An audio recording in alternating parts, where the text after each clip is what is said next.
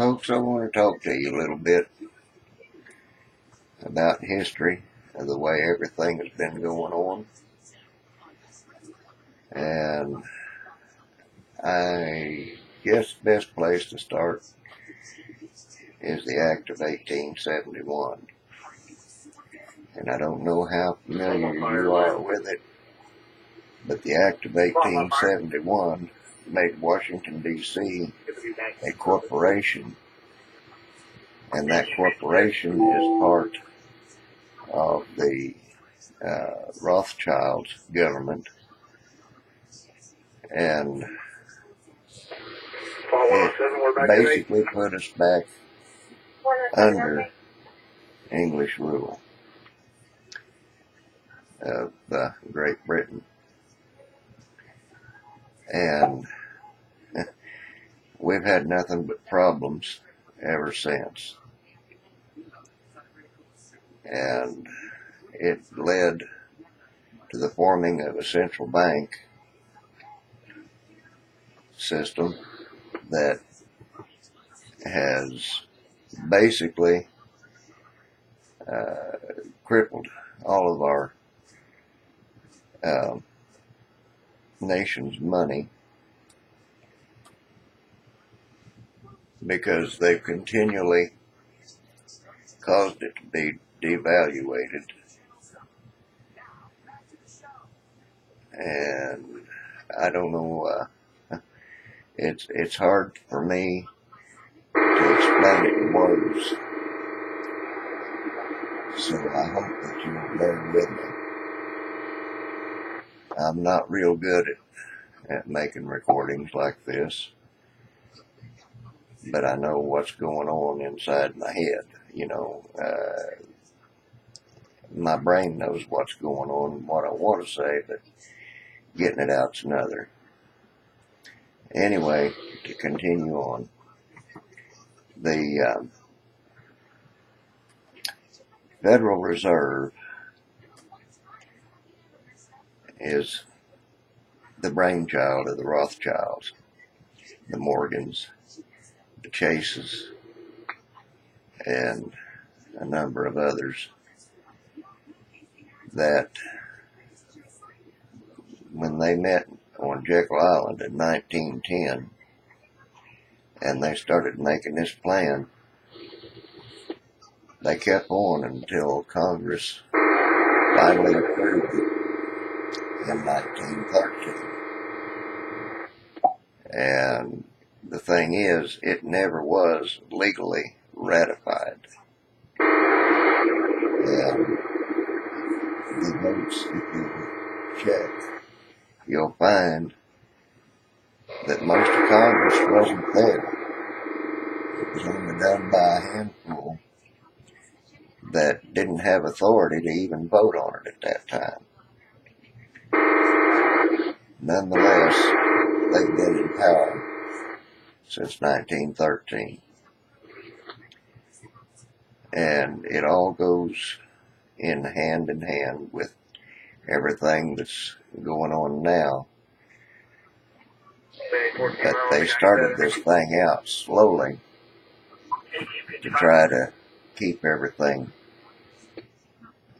kind of on the hush-hush side so that nobody'd really know what was going on.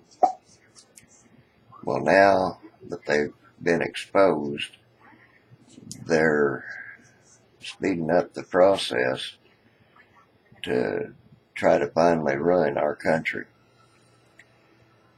And it's going to lead to a world war. I mean, there's no doubt about it. And it may fall into a revolutionary war, which I really hope that happens so that everything can get lined out before World War. The only way we're going to stop it is to throw this government out and form a new one that actually takes care of the people with Christian values, just as it was intended by our forefathers when they wrote our Constitution. The Supreme Court has redefined everything, and it's the farthest thing from what our Constitution actually means. If you read the Constitution, it's not hard to understand. But they try to make it so difficult and use so many different forms of their lingo that it's not funny. The government has no place doing anything. The Constitution wasn't written to limit what we can do, but what the government can do. And they've turned it around completely. And that's why I'm so upset about this thing, because the people are sitting back on their hands doing nothing. Absolutely nothing. I mean, you can make all the marches you want, and it's not going to do a bit of good. The only thing they're going to listen to is when we go in and physically remove them. They actually have to be arrested, put on trial for everything from the smallest misdemeanor you can think of to treason. There's many of our politicians that are guilty of treason, sedition, and abuse of power. And it starts off presently with the traitor-in-chief, who's not even an American citizen. That's been proven time and time again. And the Congress knows this, as well as the Supreme Court. And they're not allowing anybody to hold trial that would actually prove it for a final, what's the word I'm trying to think of? Anyway, would be the final straw to get this government out. Okay, copy. You want somebody from the water Now, they've patrol? got Muslims all running things under Obama, and that's not right. 103, I'm not sure. That wasn't, they don't believe in the Christian values that our forefathers did. And our forefathers even had to fight the Muslims. Obama says that they're an important part of the achievements that this country's made. Well, they're not. They didn't have anything to do with it. The Muslims were pirates, and they tried to force their way in. And our forefathers fought them off and defeated them. Sent them packing back over into the sand country. I'm out here with the Lincoln unit. But I can tell you that everything is so out of control, it's not funny. The government is even trying to turn the military against its own people. And I want you military people out there to think about this if you're watching. You took an oath to uphold the Constitution and to defend against all enemies, both foreign and domestic. And right now, you're being led by a domestic enemy. And it's up to you to defend the people of the United States. It is not your duty to attack or arrest the people of the United States. The United States citizens are who you're supposed to be protecting. And these people in Washington, D.C., and in the Pentagon, and in the National Security Administration would tell you that we are the domestic enemy, and we are not. It is the United States government that is the domestic enemy.